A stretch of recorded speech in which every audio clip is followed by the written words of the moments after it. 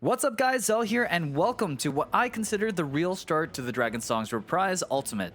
This section is a bit reminiscent of UCOB, as there are several sections where you aren't responsible for damaging the boss, and are instead focusing on just resolving the various mechanic vomits that happen.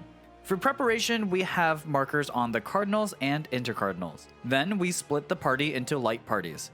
We assign a priority section of the arena to each light party. In our case, we use a west to northeast priority for Group 1 and east to southwest priority for Group 2. This will match the markers as well, where Group 1 takes the purple and red markers and Group 2 will take the blue and yellow markers. Also designate a adjusting group.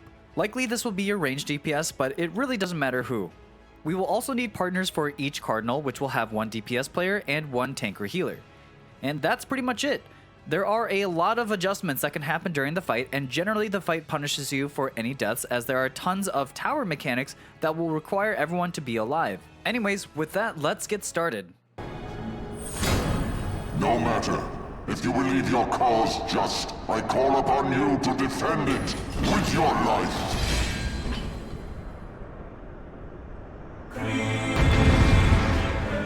First cast of the fight is Ascalon's Mercy Concealed.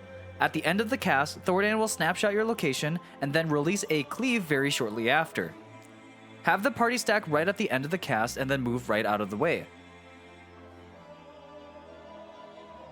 Then Thordan will cleave the main tank 3 times.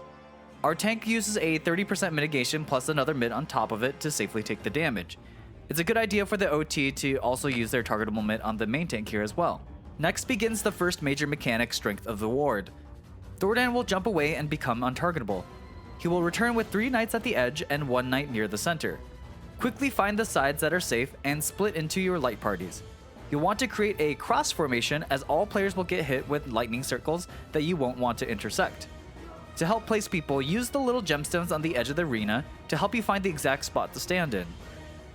For the people in the center, you can simply use your markers to help you, whereas for the people on the sides, you should be about 5 gems away from the marker.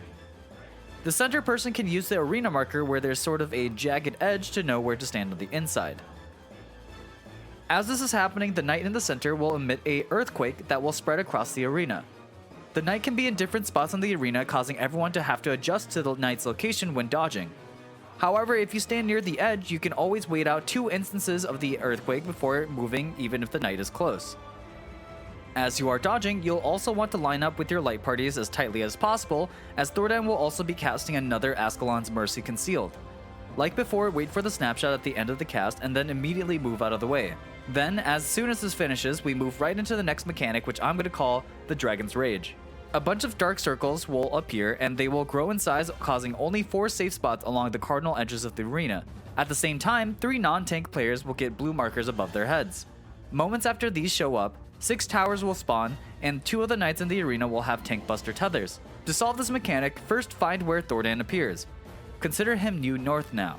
If finding Thordan is difficult, you can also use the 2 knights on the stage as a helpful indicator of finding Thordan, as they are always in position to make an isosceles triangle with Thordan. For the unmarked players, they should run to Thordan and stack together. The tanks will also go north after taking the tethers. This allows them to share the stack damage with the unmarked players at north. The blue marker players should all separate themselves to east, west, and south cardinals, as these need to be spread out. It's a good idea to have at least 20% mitigation plus shields, because the stack damage is incredibly high. After taking these positions and the initial mechanics resolve, every non-tank player will step towards the center of the arena where they will take towers.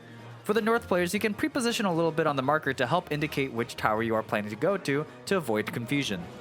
Tanks with the tethers should use their invulnerability here. King Thordan will then come back down and be targetable again. Here he will begin casting Ancient Quagga, which is a heavy hitting AoE. After the raid wipe, Thordan will cast Heavenly Heal, which is a hard hitting tank buster that must be tank swapped, as the tank buster leaves behind a slashing resist down debuff. Right after the tank buster will be 3 more cleaves, like in the beginning of the fight. Next, Thordan will cast Sanctity of the Ward, which begins the next set of mechanics. Thordan will jump away, and a Dark Knight and 2 Paladins will drop into the arena. Thordan himself will randomly appear along the edge of the arena, and so will a gigantic red eye. 2 sword markers will appear on 2 random players, and the Dark Knight will dash to each sword marker in a hard-hitting but shareable AoE. The paladins will each begin a set of dashes, leaving behind a bunch of orbs that explode like the dashes in the previous section of the fight. To solve this, we break up into light parties, with Group 1 aligning themselves with the paladin further from the Dark Knight, and Group 2 towards the paladin closest to the Dark Knight. Similarly, the sword markers must separate themselves in the same way. This means that players will have to adjust or must dump a ton of mitigation and shields if your group wants to commit to potentially having 5 to 3 player stacks. I also suggest using Tank LB1 here for prog as well. Quick note, I'm not sure if using Tank LB here will cause problems down the road, as it is required for a mechanic later. However, from VODs I've checked, it seems like it's possible to get LB3 again even if you use the Tank LB here. Then, after splitting into your light parties, you'll first want to make sure to look away from both Thordan and the giant wall eyeball. Getting hit will make you lose control of your character, and likely kill yourself on the wall and wiping the group. Then check the orientation of the paladins. If the paladin closest to the group is looking to the right, you'll want to move left and vice versa. As soon as your group gets hit by the Dark Knight dash, you want to start moving to the next cardinal or intercardinal. Step about 4 gems away from the next cardinal/intercardinal, and you should be in the small safe zone that exists. You can also react looking at the orbs that are being spawned, and you'll want to place yourself in between the orbs in order to be in the safe spot. There's not a lot of time to adjust here, so be around the right spot in the beginning. After the orbs around you explode, you'll want to quickly move back to where you were originally. Everyone must be alive as this moves right into the next combo mechanic, which my group calls Power of Slumbering Gods. 1,000 things are going to happen at once here. Sir Hummerick is going to cast Highmull Storm, which will drop ice puddles on either all DPS or all tanks and healers. This must be shared by another player. Sir Nudene will cast Holy Comet, placing 2 meteor markers on either 2 DPS players or 2 tanks and healers. These will eventually drop 7 meteors that must be separated, or they will explode, wiping the group. Sir Sharibear will be casting Heaven's Stake, which creates a large donut AoE. And finally, Sir Herimons will be casting Conviction, creating a bunch of towers throughout the arena. To solve this mechanic, we first pre-assign the group to have partners on each cardinal. Then the meteor-marked players will move to the north and south cardinal, swapping with whoever is there of the same role. Then the pairings will stack up during the ice puddle, but remember to not be too close to either the edge of the arena or the center, or the ice puddle that drops will cover towers, preventing you from resolving the mechanic. To decide who goes to what tower after the ice puddles drop, imagine dividing the arena into 4 quadrants. Each pair will be responsible for the towers in their quadrant.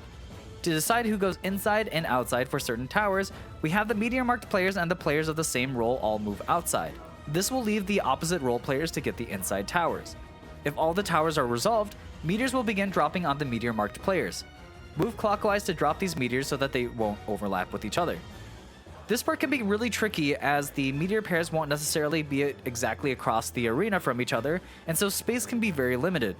It is a good idea for the meteor-marked players to stand on the side of their towers that gives them the most amount of room to drop meteors.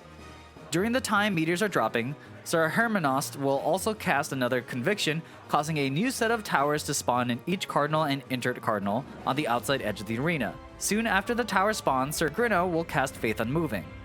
Each player on the outside edge needs to use the knockback resist to not be flung outside the arena and die. The inside players should be using this knockback in order to slide into their tower spot. To allocate towers, we have players rotate in order to cover the towers in their quadrant again, and leaving the north and south towers for the meteor players to handle. Then the inside players should see empty spaces where they need to fill in with the Faith Unmoving knockback. If all goes well, the meteors will be dropped so none of them explode, and all players will have resolved each of the towers. This mechanic is a huge wall and will take some time for players to get used to the different variants that exist for towers and adjustments. Thordan will then reappear on the north cardinal, where he will cast Ultimate End. There is no cast bar for this, but this is a very hard-hitting raid wide, and you should attempt to get 40% mitigation on this cast while being topped up with shields.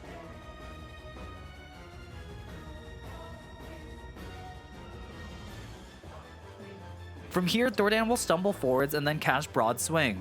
Players must stand behind him, as he will cleave in front of him twice, once on the left side and once on the right side. As soon as he finishes the first cleave, the party should run into the side that he cleaved first.